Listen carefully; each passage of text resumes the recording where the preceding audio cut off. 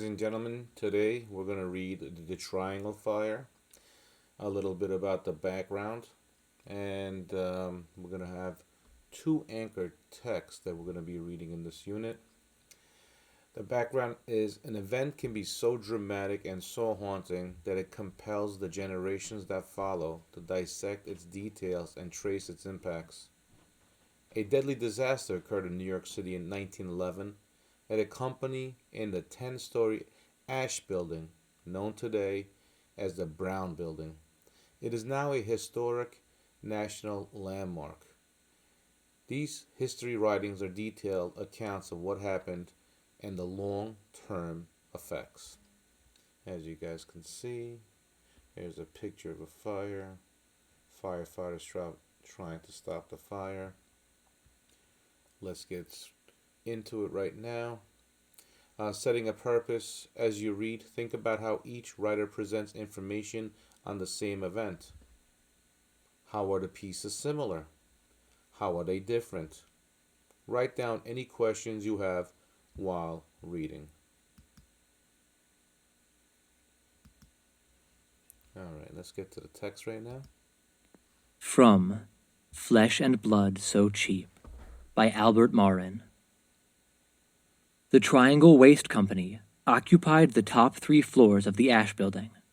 On the 8th floor, 40 cutters, all men, worked at long wooden tables. Nearby, about 100 women did basting and other tasks. Paper patterns hung from lines of string over the tables.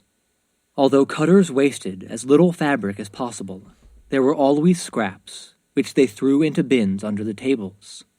Every 2 months or so, a rag dealer took away about a ton of scraps, paying about 7 cents a pound. He then sold them back to cotton mills to remake into new cloth. The last pickup was in January. On March 25th, the cutters prepared for their next day's work. Since it was Saturday, everyone would leave early, at 4:45 p.m. Workers from other firms had already left. Triangle employees had to stay longer to fill back orders. Carefully, cutters spread lawn, from the French word lingerie, on their tables 120 layers thick. Lawn was not just any cotton fabric. Sheer and lightweight, it was beautiful and comfortable, and burned as easily as gasoline. Each layer was separated from the others by a sheet of equally flammable tissue paper. After cutting, the various pieces would go by freight elevator to the 9th floor for sewing and finishing. There, 8 rows of sewing machine tables, holding 288 machines in all, occupied the entire width of the room. Only a narrow aisle separated one row from another. The tables were so close together that chairs touched back to back between the rows. From time to time, workers would take the finished shirtwaists to the 10th floor for inspection, packing, and shipping. This floor also held the showroom and owner's offices. By 4:40 p.m., the cutters had finished their work. With 5 minutes to go, they stood around, talking until the quitting bell rang. Although it was against the rules, some lit cigarettes, hiding the smoke by blowing it up their jacket sleeves. On the floor above, workers had begun to walk toward the lockers to get their coats and hats.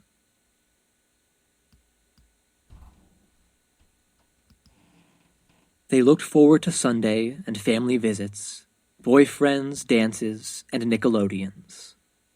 Although they had no inkling of what was about to happen, many had only minutes to live. We will never know for sure what started the Triangle Fire. Most likely, a cutter flicked a hot ash or tossed a live cigarette butt into a scrap bin. Whatever the cause, survivors said the first sign of trouble was smoke pouring from beneath a cutting table. Cutters flung buckets of water at the smoking spot without effect. Flames shot up, igniting the line of hanging paper patterns. They began to fall on the layers of thin goods underneath them, recalled cutter Max Rothen. Every time another piece dropped, light scraps of burning fabric began to fly around the room. They came down on the other tables and they fell on the machines. Then the line broke and the whole string of burning patterns fell down. A foreman ran for the hose on the stairway wall. Nothing. No water came. The hose had not been connected to the standpipe. Seconds later, the fire leaped out of control. All right, let's look at this close reading prompt right over here.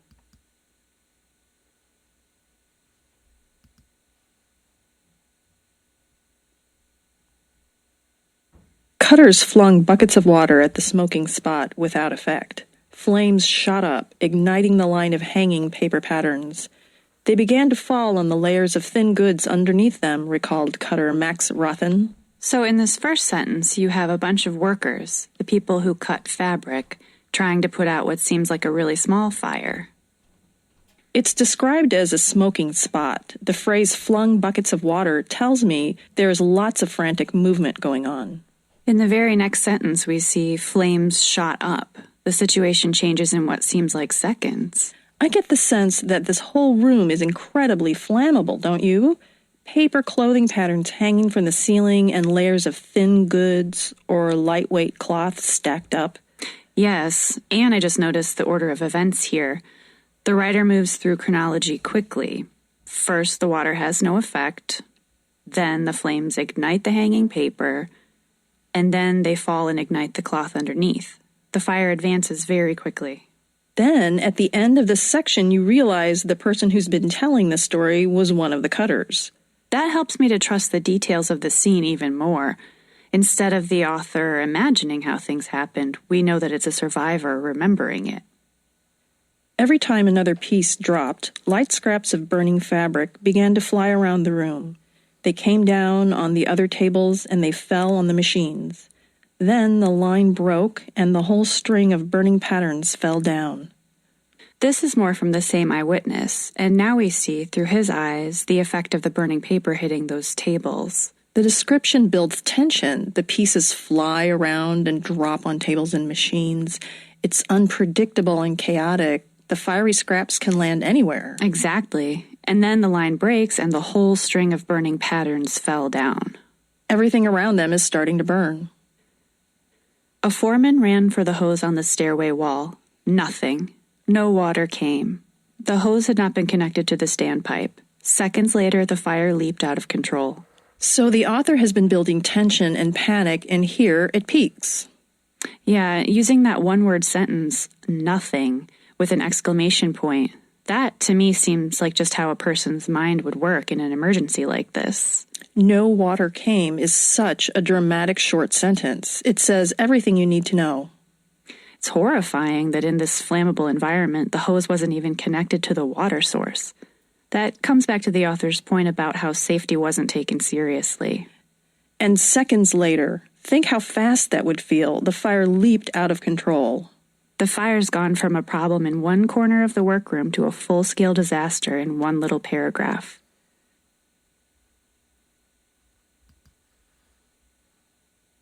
Okay. All right, let's continue. Now we have a better understanding what that paragraph was about, and you have an idea of what's going on, how quickly the fire moved on in the workplace. Yet help was already on the way. At exactly 4:45 p.m., someone pulled the 8th floor fire alarm. In less than 2 minutes, the horse-drawn vehicles of Engine Company 72 arrived from a firehouse 6 blocks away. The moment they arrived, the firefighters unloaded their equipment and prepared to swing into action. As they did, the area pumping station raised water pressure in the hydrants near the ash building. Other units soon arrived from across the Lower East Side with more equipment. Meanwhile, workers on the 8th floor rang furiously for the 2-passenger elevators. Safety experts have always advised against using elevators in a fire. Heat can easily damage their machinery, leaving trapped passengers dangling in space to burn or suffocate. Despite the danger, the operators made several trips, saving scores of workers before heat bent the elevator's tracks and put them out of action. Those who could not board elevators rushed the stairway door. They caused a pileup so that those in front could not open the door. Whenever someone tried to get it open, the crowd pinned her against it. All the girls were falling on me, and they squeezed me to the door, Ida Walensky recalled.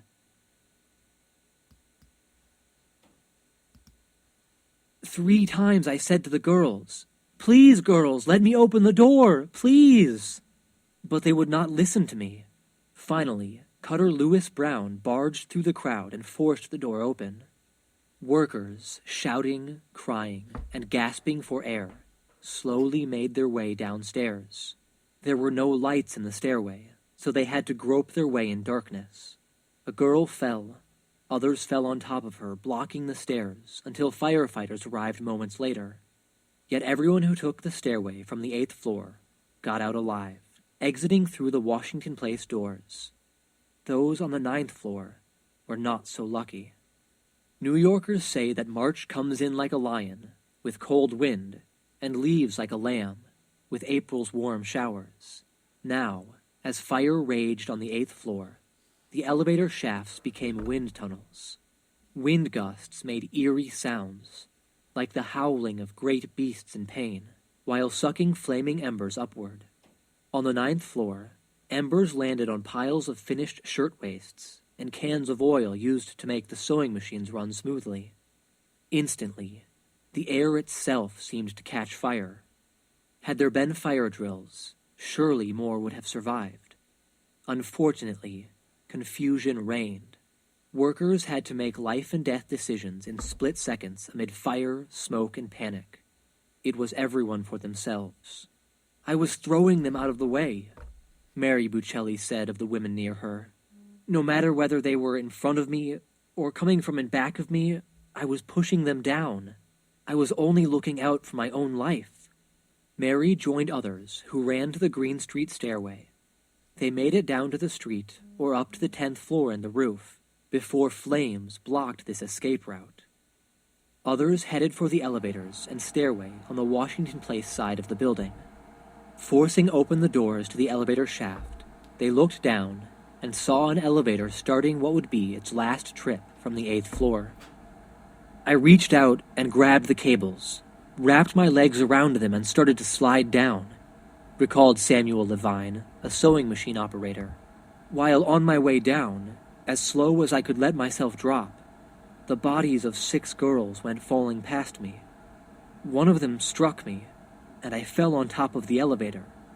I fell on the dead body of a girl. Finally, I heard the firemen cutting their way into the elevator shaft, and they came and let me out." Those who reached the 9th floor stairway door found it locked. This was not unusual, as employers often locked doors to discourage latecomers and keep out union organizers. "My God, I am lost!" cried Margaret Schwartz as her hair caught fire. Nobody who went to that door survived, nor any who reached the windows. With a wave of fire rolling across the room, workers rushed to the windows, only to meet more fire. Hot air expands. Unless it escapes, pressure will keep building, eventually blowing a hole even in a heavy iron container like a boiler. Heat and pressure blew out the 8th floor windows. Firefighters call the result lapping in. That is, sucking flames into open windows above. That is why you see black scorch marks on the wall above the window of a burnt-out room. With fire advancing from behind and flames rising before them, people knew they were doomed. Whatever they did meant certain death. By remaining in the room, they chose death by fire or suffocation. Jumping 95 feet to the ground meant death on the sidewalk. We cannot know what passed through the minds of those who decided to jump.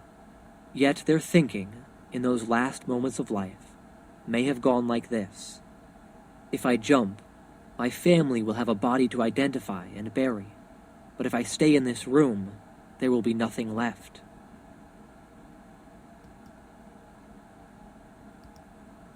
A girl clung to a window frame until flames from the 8th floor lapped in, burning her face and setting fire to her hair and clothing. She let go. Just then, Frances Perkins reached the scene from her friend's townhouse on the north side of Washington Square. "Here they come!" Onlookers shouted as Engine Company 72 reined in their horses. "Don't jump! Stay there!" Seconds later, Hook and Ladder Company 20 arrived. Firefighters charged into the building, stretching a hose up the stairways as they went. At the 6th floor landing, they connected it to the standpipe. Reaching the 8th floor, they crawled into the inferno on their bellies, under the rising smoke, with their hose. Yet nothing they did could save those at the windows. Photos of the portable towers show streams of water playing on the 3 top floors. A modern high-pressure pumper can send water as high as 1,000 feet. Plenty of water got through the windows, but not those with people standing in them. A burst of water under high pressure would have hurled them backward into the flames. Hoping to catch jumpers before they hit the ground, firefighters held up life nets, sturdy 10-foot square nets made of rope. It was useless. A person falling from the 9th floor struck with a force equal to 11,000 pounds. Some jumpers bounced off nets, dying when they hit the ground. Others tore the nets, crashing through to the pavement. The force was so great it took men off their feet, said Captain Howard Rooch of Engine Company 18. Trying to hold the nets, the men turned somersaults. The men's hands were bleeding. The nets were torn, and some caught fire from burning clothing. Officers, fearing their men would be struck by falling bodies, ordered the nets removed. The aerial ladders failed too, reaching only to the 6th floor. Desperate jumpers tried to grab hold of a rung on the way down, missed, and landed on the sidewalk. People began to jump singly, or in groups of 2 or 3, holding hands as they stepped out the windows. William G. Shepard, a reporter for United Press, watched the shower of bodies in horror.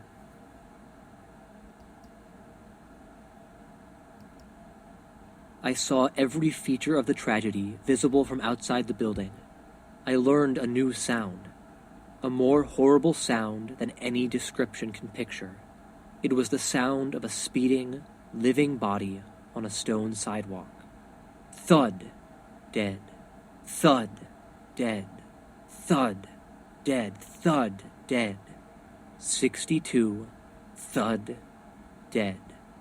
I call them that because the sound and the thought of death came to me each time at the same instant. Down came the bodies in a shower, burning, smoking, flaming bodies, with the disheveled hair trailing upward. On the sidewalk lay heaps of broken bodies. A policeman later went about with tags, which he fastened with wires to the wrists of the dead girls. The floods of water from the fireman's hose that ran into the gutter was actually stained red with blood. Onlookers saw many dreadful sights, none more so than the end of a love affair. A young man appeared at a window. Gently, he helped the young woman step onto the windowsill, held her away from the building, and let go. He helped another young woman onto the windowsill. Those of us who were looking saw her put her arms around him and kiss him, Shepard wrote. Then he held her out into space and dropped her. But quick as a flash, he was on the windowsill himself. He was brave enough to help the girl he loved to a quicker death after she had given him a goodbye kiss. Meanwhile, others managed to reach the fire escape. It had not been designed for a quick exit. FDNY experts later declared that those on the 3 top floors of the Ash Building could not have made it to the ground in under 3 hours. In reality, they had only minutes. People crowded onto the fire escape.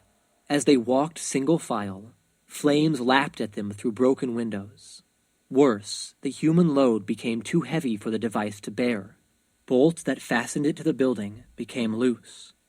It began to sway, then collapsed at the 8th floor, tumbling dozens into the courtyard. As the fire-crazed victims were thrown by the collapse of the fire escape, several struck the sharp-tipped palings. The New York Herald reported, the body of one woman was found with several iron spikes driven entirely through it. Others crashed through the skylight into the room below, where they died on the cement floor. The 10th floor was the best place to be. Those who worked there, or reached it from the floor below, survived by dashing up the stairs to the roof. When they arrived, they found the roof 15 feet lower than its Washington Place neighbors, a building shared by New York University and the American Book Company. Luckily, Professor Frank Summer was teaching his law class in a room that overlooked the ash building. When Summer realized what was happening, he led his class to the roof of their building. There, they found 2 ladders left by painters during the week.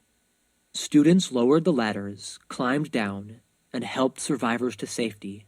For some women, said Summer, it was necessary to beat out the flames that had caught their clothing, and many of them had blackened faces and singed hair and eyebrows.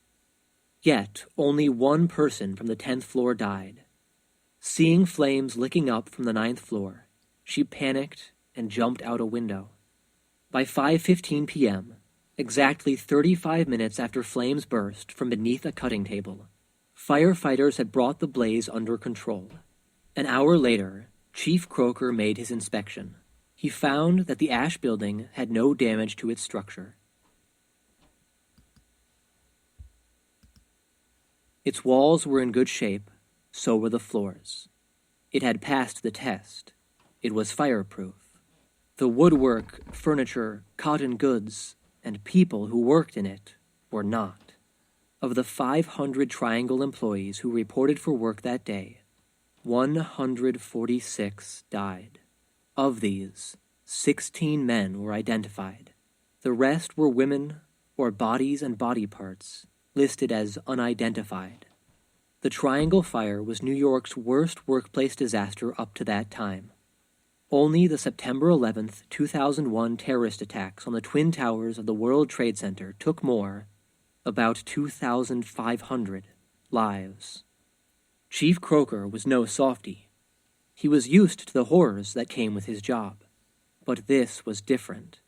As he explored the top 3 floors of the ash building, he saw sights that utterly staggered him, the New York World reported. In the drifting smoke, he had seen bodies burned to bare bones, skeletons bending over sewing machines. Those sights sent him down to the street with quivering lips. Next morning, March 26th, Chief Croker returned for another look. The only creatures he found alive were some half-drowned mice.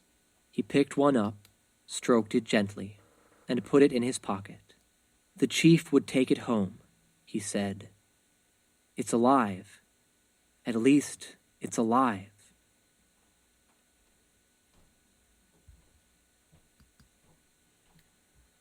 All right, so these are the 6 questions that you would need to answer using the race writing strategy. These questions are going to be below as well in the description. You have a summary question. Review the text to find details about the different floors of the building. What is important to understand about these locations? Question number 2 is a cause and effect question. Reread lines 97 to 100. Why does the author give a detail about fire drills? Question 3. Draw conclusions. According to the author, why might workers have jumped from the windows? Question number 4. Citing textual-based evidence. What does the author seem to think of the firefighters' efforts during this disaster? Question 5. Evaluate. What is the most important to understand about this event? And question number 6 is a connection question. Why is the story of the Triangle Fire still being told today? Okay, decades and decades later, we're still telling the story. So, that's about it, ladies and gentlemen. See you guys tomorrow.